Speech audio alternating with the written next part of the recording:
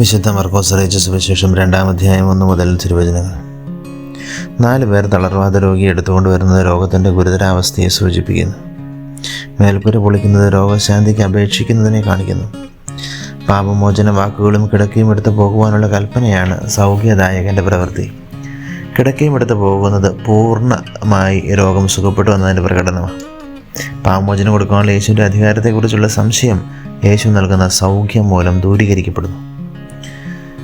ഈ 4 പേരുടെയും വിശ്വാസത്തെ അല്ലെങ്കിൽ വിചിത്രമായ പരിശ്രമത്തെ യേശു പരിഗണിക്കുകയാണ്.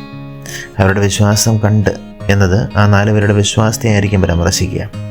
മറ്റുള്ളവരുടെ സൗഖ്യത്തിലേക്കും രക്ഷയിലേക്കും നയിക്കുവാനുള്ള പരിശ്രമങ്ങളും പ്രാർത്ഥനകളും നിരർത്ഥകമാകില്ല എന്ന് കർത്താവ് പഠിപ്പിക്കുക.